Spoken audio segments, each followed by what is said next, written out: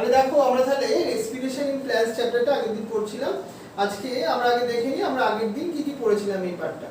দেখো আগের দিন আমরা পড়ছিলাম যে এখানে এই রেসপিরেশনে কি হচ্ছিল, ফুড মেটেরিয়ালটা অক্সিডেশন হচ্ছিল। মানে যখন আমরা যে মনে করো যে ফুডটা খাই সেটা অক্সিজেনের প্রেজেন্সে অক্সিডেশন হয়, সেটাই সেলুলার রেসপিরেশনের একটা প্রসেস। এটা হচ্ছে একটা এনার্জি লিবারেশন প্রসেস, বলতে পারো এনার্জি প্রোডাকশনের প্রসেস। আর এখানে এনার্জিটা কোন ফর্মে তৈরি হয়, এটিপি ফর্মে তৈরি হয়। আর এটিপির full form adenosine triphosphate. Clear তো জিনিসটা? নেক্সট দেখো আমরা এখানে দেখেছিলাম রেসপিরেটরি সাবস্ট্রেট হিসেবে কে ইউজ হচ্ছে। এটা আগের দিনের একটা খুব ভেরি ইম্পর্টেন্ট কোশ্চেন ছিল। মানে যে সাবস্ট্রেটটা রেসপিরেশনে পার্টিসিপেট করছে, that is a respiratory substrate. কি সেটা ছিল? কার্বোহাইড্রেট ছিল মেন। এটা ছাড়াও কিন্তু অন্যান্য প্রোটিন বা ফ্যাটস গুলো অ্যাজ এ রেসপিরেটরি সাবস্ট্রেট হিসেবে কাজ করতে পারে। নেক্সট দেখো আমরা দেখেছিলাম এটিপি প্রোডাকশনের প্রসেস এটা। আর কিন্তু প্ল্যান্টের ক্ষেত্রে প্ল্যান্ট এই অক্সিজেনটা কোথা থেকে নেয়? তার জন্য স্টোমাটা আছে আর আছে তোমার লেন্টিসেলস বলে দুটো পার্ট। এগুলো আমরা আগের দিনে ডিসকাস করেছিলাম। এরপর আগের দিন আমরা ডিসকাস করছিলাম, দেখো এটা হচ্ছে ওভারঅল একটা রিঅ্যাকশন অফ দ্য রেসপিরেশন। এখানে গ্লুকোজ মলিকিউলসটা in the presence of oxygen, এখানে দেখো কিরকম রিঅ্যাকশন হচ্ছে। এখানে কার্বন ডাই অক্সাইড H2O আর মেন কি তৈরি হচ্ছে? এটিপি তৈরি হচ্ছে। আর এই এটিপি তৈরি হওয়ার জন্য কিন্তু এই প্রসেসটা সো ইম্পর্টেন্ট।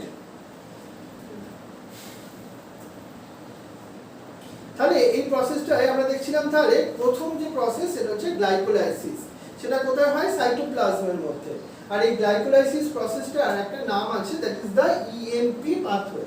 ইএমপি পাথওয়ে কেন তোমরা পারবে বলতে?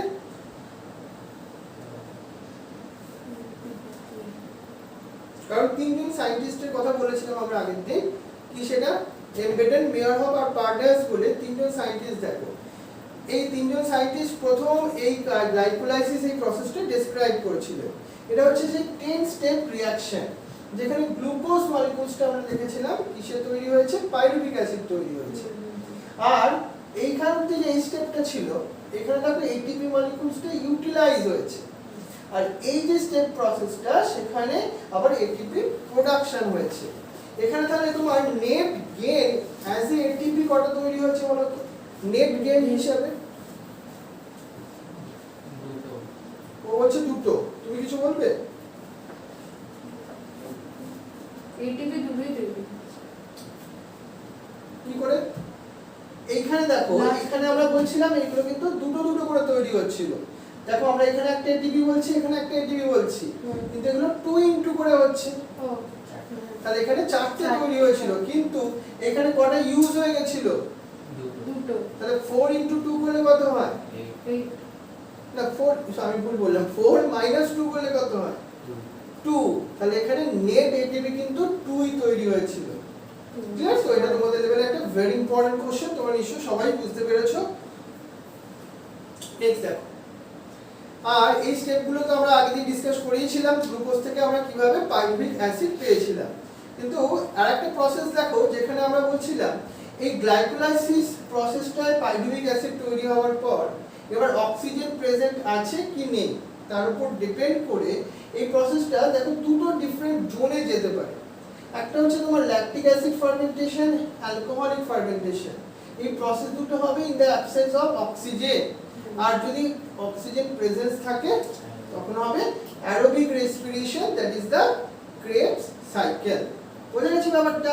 তাহলে ল্যাকটিক অ্যাসিড ফার্মেন্টেশন আর alcoholic fermentation anaerobic process without oxygen. Clear?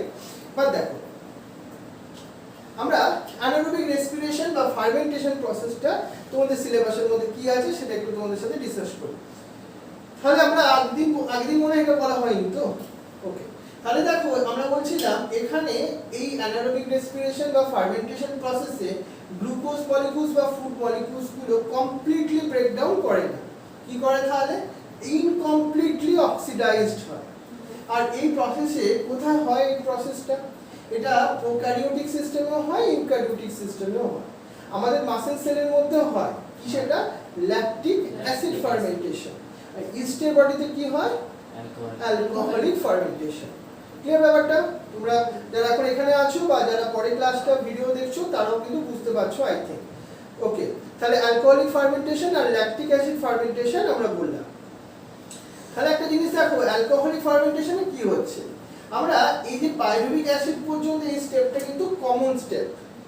তারপর দেখো ডিপেন্ডিং অন দ্য অর্গানিজম, এখানে দেখো ল্যাকটিক অ্যাসিড তৈরি হচ্ছে। আর যদি অর্গানিজমটা ডিফারেন্ট হয়, এটা যদি আমাদের মাসেল সেলের মধ্যে হয়, অক্সিজেনের অ্যাভেলেবিলিটি না থাকে, তখন পাইরুভিক অ্যাসিডটা কিসে কনভার্সন হবে? Lactic acid. আর যদি কোনো ইস্টে বডির মধ্যে ঘটে, তখন এই পাইরুভিক অ্যাসিডটা কিসে কনভার্সন হবে? ইথানলে কনভার্সন হবে। এই যে আমরা বলছি ইথানলে কনভার্সন, এটাকে অ্যালকোহলিক ফার্মেন্টেশন।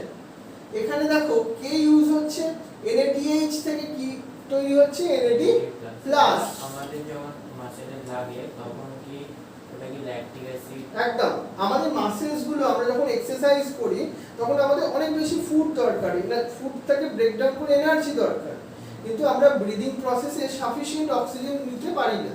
তখনই কি হয়, এই পাইরুভিক অ্যাসিডটা অক্সিজেন পায় না, তখনই সে ল্যাকটিক অ্যাসিড কনভার্সন করে। আর তখনই মাসেলটা কি হয়? টায়ার্ড বা ফ্যাটিগ হয়ে যায়, রাইট? তাহলে ইস্টের মধ্যে আমরা বুঝতে পারছি কি হয়? Alcoholic fermentation.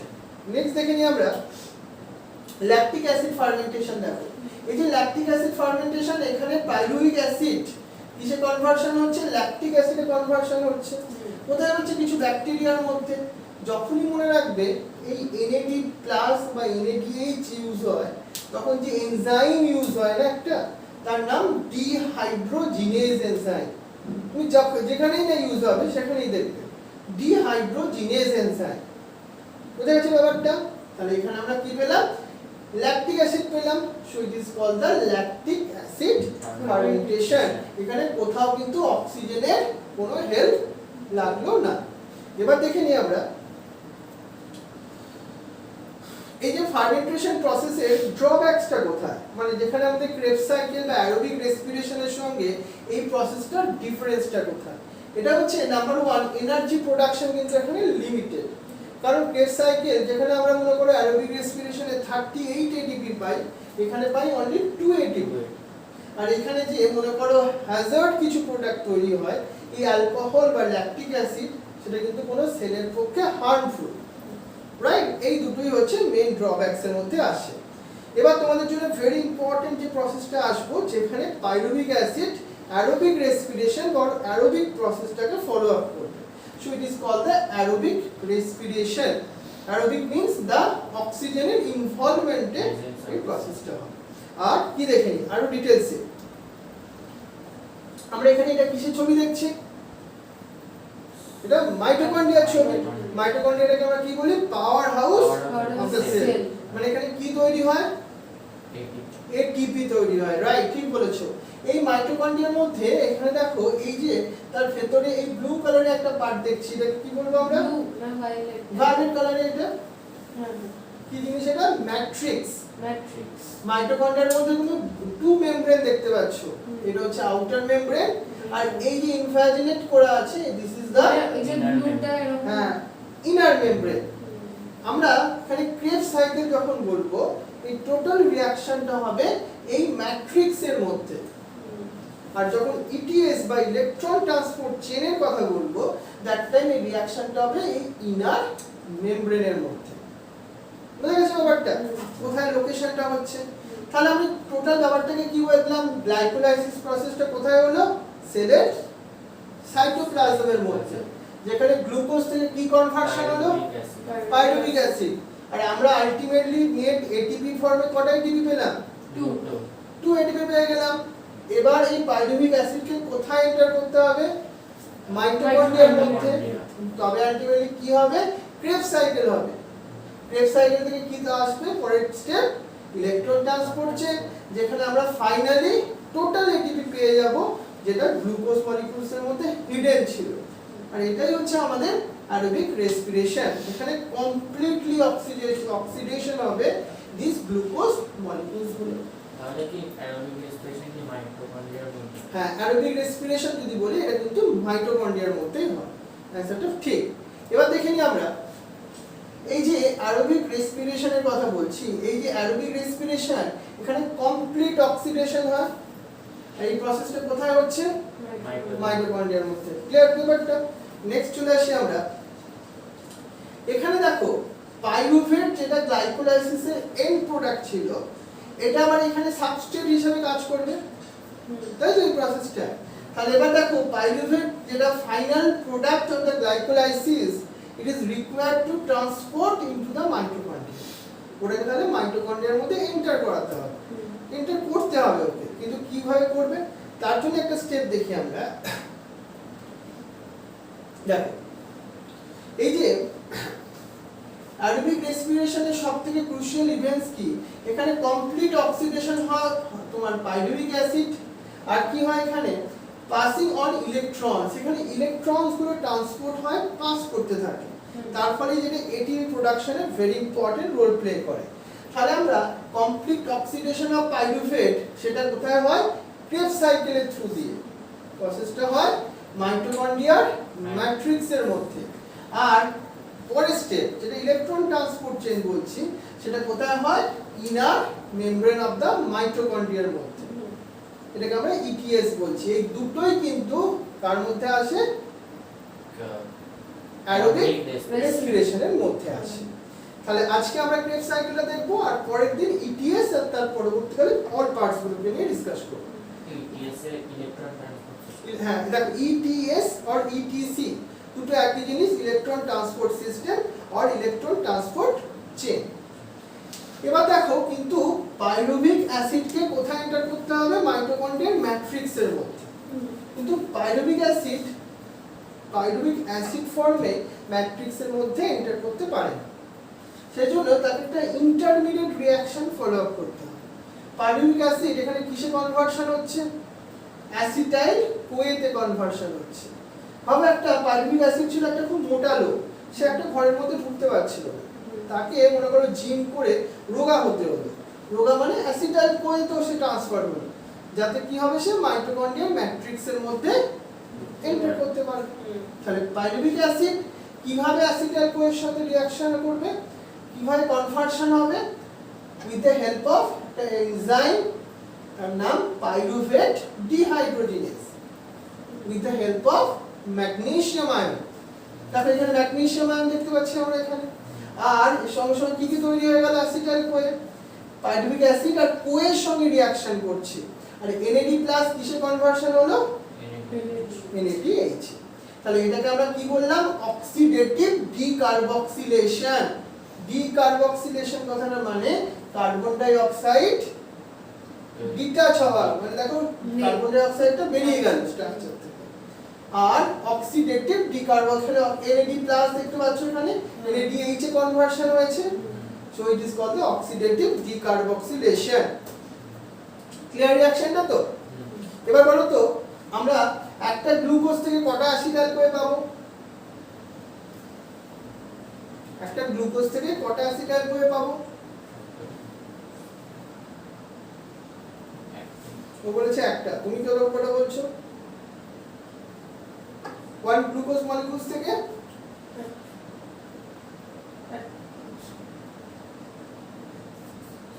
আমাদের রূপসার স্পন্দন দুজনেই বলছে ওরা একটা করে না, একটা করে নয়। আমরা একটা গ্লুকোজ থেকে কটা পাইরুভিক অ্যাসিড পাবো? দুটো পাইরুভিক অ্যাসিড পাবো।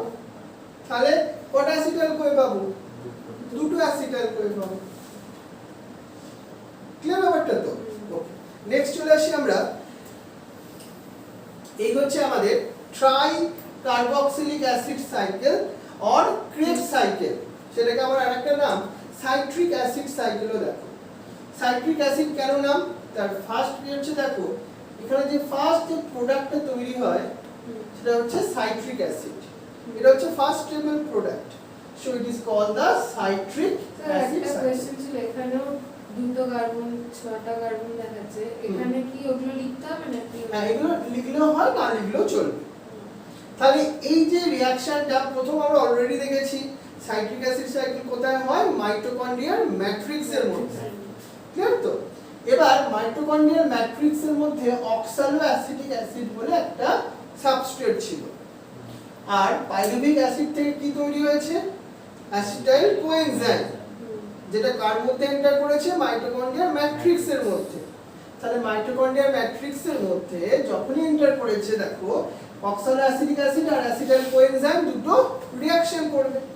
তোমরা এবার একটু তোমাদের যে বুকলেটটা দেওয়া হয়েছে বা তোমার বুকসের ক্রেবস সাইকেল পার্টটা একবার খুলে নাও, তাহলে তোমাদের বুঝতে সবার সুবিধা হবে। এটা এনসিইআরটি বইতেও আছে, সবার ক্ষেত্রেই আছে। তাহলে তোমরা ফার্স্ট কি মার্ক করলে? এটা হচ্ছে স্টেপ 1 অক্সালোঅ্যাসিটিক অ্যাসিড। না লেখা দরকার নেই, পারলে যদি একটা মার্ক করতে পারো পেন্সিল বা পেন দিয়ে, তাহলে 1 নাম্বার বা 1 দিতে পারো, এটা ফার্স্ট স্টেপ। তাহলে অক্সালোঅ্যাসিটিক অ্যাসিড অ্যাসিটাইল কোএনজাইমের সঙ্গে রিঅ্যাকশন করলো, করে ফার্স্ট কি তৈরি করলো? Citric acid. তাহলে এই সাইকেলটার নাম আমরা কি বলতে পারি? Citric acid cycle. তারপর কি তৈরি হলো? দেখো আলফা কিটোগ্লুটারিক অ্যাসিড। এর মধ্যে আরো ইন্টারমিডিয়েট স্টেপ আছে। সাইট্রিক অ্যাসিড তোমার কিন্তু অতগুলো স্টেপ না লিখলেও এই স্টেপগুলো লিখলেই আমাদের পরীক্ষার জন্য এনা। আলফা কিটোগ্লুটারিক অ্যাসিড কি ম্যালিক অ্যাসিডের সাথে রিঅ্যাক্ট করে? হ্যাঁ, না, আলফা কিটোগ্লুটারিক অ্যাসিড ম্যালিক অ্যাসিডের সঙ্গে করবে না। তারপরে সাকসানিক অ্যাসিড তৈরি হবে। সাকসানিক অ্যাসিড কনভার্সন হবে ম্যালিক অ্যাসিডে, ম্যালিক অ্যাসিড কনভার্সন হবে অক্সালোঅ্যাসিটিক অ্যাসিডে। এখানে একটা অ্যাসিড থেকে আরেকটা অ্যাসিডে কনভার্সন হচ্ছে। কিন্তু এবার দেখো আরেকটা জিনিস, সাইট্রিক অ্যাসিড থেকে যখন আলফা কিটোগ্লুটারিক অ্যাসিড তৈরি হলো তখন কি কি তৈরি হচ্ছে? CO2 তৈরি হচ্ছে। আর একটা মোস্ট ইম্পর্টেন্ট একটা জিনিস তৈরি হচ্ছে, যেটা হচ্ছে NADH। কি জিনিসটা তোমাকে একটু পরে বলছি। আলফা কিটোগ্লুটারিক অ্যাসিড থেকে তৈরি হচ্ছে, নোটসও দেখো, সেটা হচ্ছে সাকসানিক অ্যাসিড। কনভার্সন হতে গেলে কি কি তৈরি হচ্ছে? আবার NADH আর একটা হচ্ছে ATP। বুঝে গেছে ব্যাপারটা? এই যে সাকসানিক অ্যাসিড যেটা তৈরি হলো, তারপর দেখো আবার কি তৈরি হলো? Malic acid. তখন কি তৈরি হলো? FADH2, flavin adenyl nucleotide. এখানে H আছে মানে এটা রিডিউসড হয়েছে। তারপর থেকে কি তৈরি হয়েছে? অক্সালোঅ্যাসিটিক অ্যাসিড, যেটা আবার তোমার রিঅ্যাকশনকে কন্টিনিউ করছে। কিন্তু এখানে এই NADH আর FADH এর ইম্পর্টেন্সটা কি বলতো? এই যে ক্রেবস সাইকেলের মেইন ইম্পর্টেন্সটাই ছিল এই NADH গুলোকে তৈরি করা আর FADH টাকে তৈরি করা। কেন, কি জিনিসটা কি? সাপোজ মনে করো রূপসা গেছে একটা ফুচকা খেতে। হ্যাঁ, এবার মনে করো ফুচকা খেতে গেছে আন্দুলে। তুমি আন্দুলে গেছো তো, ফুচকা দেখেছো দোকান আছে, ওখানে 10 টাকার ফুচকা খেয়েছে। গিয়ে ও একটা চেক বার করেছে, চেক বার করে ফুচকাগুলোকে দিয়ে দিয়েছে। ফুচকা নেবে? কারণ ওর মধ্যে টাকা নেই, টাকা আছে কিন্তু হিডেন কন্ডিশনে আছে না। এখানে NADH2 and FADH2 এর মধ্যেও ATP আছে, কিন্তু সেটা হিডেন কন্ডিশনে আছে। বুঝেছো? তাকে ব্রেক করাবার জন্যই আমাদের পরের স্টেপ, যেটা হচ্ছে ইলেকট্রন ট্রান্সপোর্ট সিস্টেম। তো ATP তো শুধু একটা NADH এর সময় হয়েছে না, এখানে দেখো এইটা একদম তুমি ডাইরেক্ট ATP পেয়েছো। এটা প্রথমে GTP তৈরি হয়, সেখান থেকে ATP তৈরি হয়। এটা তোমার একটা মনে করো একদম ক্যাশ ফর্মে তুমি পেয়েছো, কিন্তু চেক ফর্মে কি পেয়েছো? NADH। কটা NADH পেয়েছো? 3টে NADH পেয়েছো। ভাবো এটা তুমি একটা কোনো গভর্নমেন্ট ব্যাংকের চেক পেয়েছো, আর একটা তোমার প্রাইভেট ব্যাংকের চেক পেয়েছো, তার নাম FADH2। কিন্তু সবার মধ্যে কি আছে? ATP হিডেন কন্ডিশনে আছে। সেইগুলোকে আমাদের বার করতে হবে, ভাঙতে হবে। যেমন ওই চেকটা যদি ফুচকলা নিত, ওখান থেকে টাকা বার করতে গেলে কোথায় যেতে হতো? ব্যাংকে যেতে হতো। এখানেও ঠিক NADH বা FADH2 কে ইলেকট্রন ট্রান্সপোর্ট সিস্টেমের মধ্যে এন্টার করতে হবে। তখন আমরা সেখান থেকে কি পাবো? ATP পেয়ে যাব। আর আমরা ক্যাশ ফর্মে কটা? অনলি একটা ATP পেয়েছি। কিন্তু এবার কোশ্চেন বলো তো, একটা গ্লুকোজ মলিকিউলস থেকে ইন দা ক্রেবস সাইকেল বা সাইট্রিক অ্যাসিড সাইকেলে তুমি কটা NADH পাবে? যখন আমরা একটা গ্লুকোজ থেকে এটাকে ভাঙবো, ব্রেকডাউন করব, এই ক্রেবস সাইকেলের মধ্যে দিয়ে তুমি কটা তোমার এই শুধু এই ক্রেবস সাইকেলটাকে যদি বলি, তাহলে তুমি কটা? হ্যাঁ, 6টা। কারণ কি বলতো, দুটো পাইরুভিক অ্যাসিড ছিল। এখানে দেখতে পাচ্ছ এখানে 1 2, কিন্তু দুটো হয়ে যাবে, তো দুটো পাইরুভিক অ্যাসিড। তাহলে 2 × 3 কটা FADH2? মানে এখানে একটা কিন্তু 2 into 1 2 মানে তাহলে 2 FADH2, তাহলে এইখানে তুমি কত ATP পেলে নেট ফর্মে 2 ATP পেলে। কিন্তু যখন তোমাকে আগের রিঅ্যাকশন আমি দেখাচ্ছিলাম এই পাইরুভিক অ্যাসিড থেকে অ্যাসিটাইল কোএনজাইম এ তৈরি হচ্ছিল, তখন ওখানে কি তৈরি হয়েছিল NADH তৈরি হয়েছিল, তাই না? তাই না? এই তাহলে ওখানের জন্য দুটো হয়ে যাবে কিন্তু, তাহলে দুটো পাইরুভিক অ্যাসিড। তাহলে এইভাবে ক্রেবস সাইকেলের থ্রু দিয়ে আমরা দেখো যদি টোটাল এটাকে ক্রেবস সাইকেল ধরে নিই আমরা, তাহলে 8 রাইট 8 NADH2 বা NADH পেয়ে গেলাম। আর কত FADH পেলাম 2 FADH পেলাম, রাইট। আর এখান থেকে দুটো ATP, তাহলে আমাদের টোটাল এখন অ্যাসিড কত হলো? যদি আমরা আপ টু গ্লুকোজ থেকে মানে গ্লাইকোলাইসিস স্টার্টিং থেকে এই অবধি আসি, 8 NADH2 বা NADH আর 2 FADH2 2 8 না 2 এখানে 2 ATP আর গ্লাইকোলাইসিসে 2 ATP, তাহলে 4 ATP এখনো পর্যন্ত আমরা প্রোডাকশন করলাম। এবার ইলেকট্রন ট্রান্সপোর্ট চেনে দেখবে পরের দিন কি করব, এই NADH2 বা FADH2 কে পুরো ব্রেকডাউন করে ওর মধ্যে যা ATP লোকানো আছে সবগুলোকে আমরা বাইরে বের করে নিয়ে চলে আসবো। আর তোমাদের কোশ্চেনটা যদি স্কুল লেভেলে আসে এক্সপ্লেন ক্রেবস সাইকেল, তখন তোমরা কিন্তু এইভাবেই এক্সপ্লেন করতে হবে, মানে আর কিছু না এইভাবে আমি যেন তোমার বোঝাবার জন্য এটাকে হ্যান্স ক্রেবস প্রথম ডিসকভার করেছিল এই সাইকেলটা অ্যাকর্ডিং টু দিস স্যার বলছি যদি তোমরা ডায়াগ্রামটা এটা লিখবে না, এসব লেখার দরকার নেই, শুধু এইটাই লিখতে হবে তোমাকে, তাহলে তুমি ফুল মার্কস পেয়ে যাবে। আর এর মধ্যে অনেক ইন্টারমিডিয়েট আরো স্টেপ আছে, সিস অ্যাকোনাইটিক অ্যাসিড এই সবগুলো, এইগুলো কিন্তু হ্যাঁ ওটা আমরা পরের দিন পড়াবো তোমাকে, balance sheet of the cellular respiration, হ্যাঁ সেটা পড়াবো নেক্সট। তাহলে এত পার্টটা ক্লিয়ার বুঝতে পারলে? তাহলে এই হচ্ছে আমাদের। আর ইন্টারমিডিয়েট স্টেপগুলো আইএসসি বোর্ডের সিলেবাসে আছে, কিন্তু তাদেরও এটা দরকার লাগে না, এই কমন স্টেপটা লিখতে পারলেই হবে কিন্তু, বুঝে গেছো? তাহলে এইটা হচ্ছে সামারি, যেটা আমরা কি দেখলাম, পাইরুভিক অ্যাসিড তার সঙ্গে 4 NAD+ প্লাস 2 H2O ADP, দেখো একটা তো এখানে ADP রিঅ্যাক্ট করেছিল, পরে আলটিমেটলি কি তৈরি হলো 3CO2, এই দেখো CO2 গুলো রিলিজ হচ্ছিল এখানে, আর 4 NADH2 বা NADH plus H plus FADH2 আর ATP। এটা আমরা একটা পাইরুভিক অ্যাসিডের জন্য দেখালাম, দুটো পাইরুভিক অ্যাসিডের জন্য 2 ইনটু হয়ে যাবে জিনিসটা। এই হচ্ছে আলটিমেটলি রিঅ্যাকশন, তাই তো? যদি শুধু 8 NADH লিখতে পারে না 8 NADH প্লাস H, হ্যাঁ NADH প্লাস H প্লাস লিখতে পারো, বা আমি তোমাকে যেটা বলছি NADH2 লিখতেও পারো, ব্যাপারটা একই। যেমন আমরা FADH2 লিখেছি NADH2ও লিখতে পারি। তাহলে এই অবধি আজকে আমরা পড়লাম, পরের দিন আমরা যেটা পড়বো সেটা হচ্ছে ইলেকট্রন ট্রান্সপোর্ট চেইন, রাইট? এবার দাঁড়ান তোমাদের পড়ছি।